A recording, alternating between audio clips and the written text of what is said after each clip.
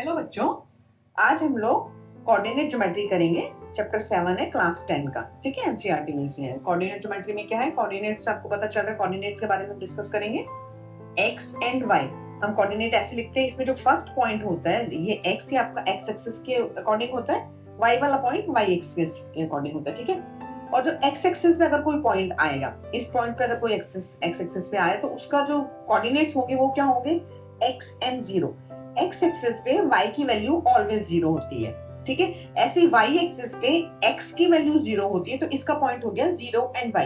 चाहे y की value positive हो चाहे नेगेटिव हो, लेकिन x की वैल्यू ऑलवेज जीरो होगी y एक्सिस पे, एंड x एक्सिस पे y की वैल्यू जीरो होती है, y एक्सिस पे x की वैल्यू जीरो होती है। ठीक है, नाउ जो x कोऑर्डिनेट है, x कोऑर्डिनेट जब हमारा x की जो वैल्यू आई है उसको हम एब्सिसा बोलते हैं, एंड जो y कोऑर्डिनेट है उसको हम ऑर्डिनेट बोलते हैं। ठीक है, y कोऑर्डिनेट की जो वैल्यू होती है उसको ऑर्डिनेट बोलते हैं, एंड x एक्सिस वाले को एब्सिसा बोलते हैं। ठीक है, नाउ अब देखो, जैसे सपोज करो ऐसे आपके पास कोई पॉइंट दिए हुए हैं, हमको जो भी पॉइंट दिए होते हैं हमको उसमें मतलब ड्रॉ करने होते हैं। सपोज करो ये एक्स वाई पॉइंट है, मतलब कि ये यहाँ से यहाँ तक x डिस्टेंस है और यहाँ से यहाँ तक y डिस्टेंस है। This p point is x1 and y1।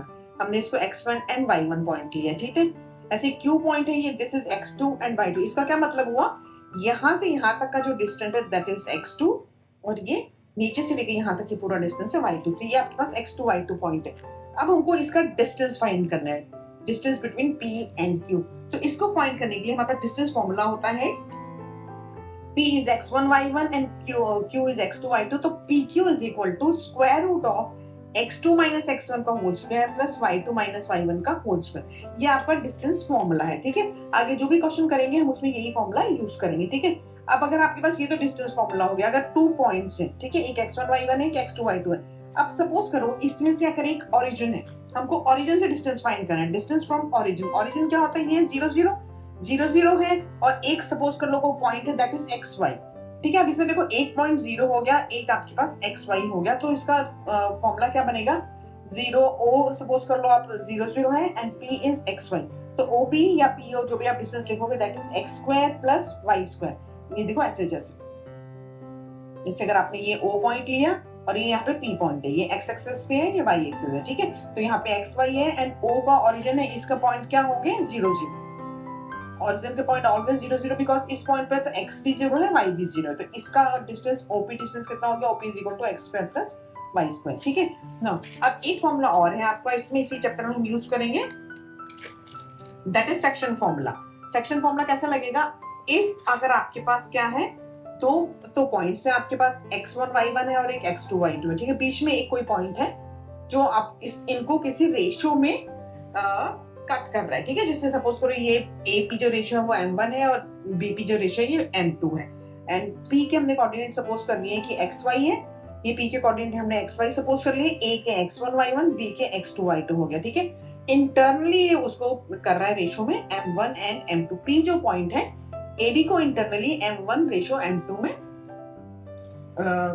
मतलब उसको डिवाइड कर रहा है। ठीक है, m1 m2 में डिवाइड कर रहा है P पॉइंट AB को। ठीक है, नाउ अब इसके अगर हमको P के xy के कोऑर्डिनेट फाइंड करने हैं, उसका फॉर्मूला क्या है आपका, Pxy is equal to m1 x2 plus m2 x1। मतलब m1 अगर आप पॉइंट लोगे तो उसके बाद m1 जिस कोऑर्डिनेट के साथ है उसका नेक्स्ट वाला आपका x कोऑर्डिनेट लगेगा।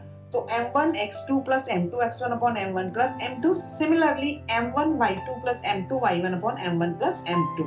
ये आपका P पॉइंट के कोऑर्डिनेट्स आएंगे अगर आपको m1 m2 रेशियो दिया हुआ है, x1 y1 and x2 y2 दिया हुआ है। ठीक है, ठीक है, अब अगर आपको मिड पॉइंट के फाइंड करने हैं, ये तो आपका m1 m2 दिया हुआ, तो अगर मिड पॉइंट को फाइंड करना है तो m1 और m2 दोनों क्या हो जाएंगे, 1 1 हो जाएंगे। तो अगर आप m1 m2 की जगह हम 1 1 लिख देंगे तो आपका क्या बनेगा, ये x1 और x2 बचा, खाली यहाँ पे y1 और y2 बचा। तो जो मिड पॉइंट के कोऑर्डिनेट हो जाएंगे वो क्या हो जाएंगे आपके पास, x1 plus x2 upon 2 and y1 plus y2 upon 2।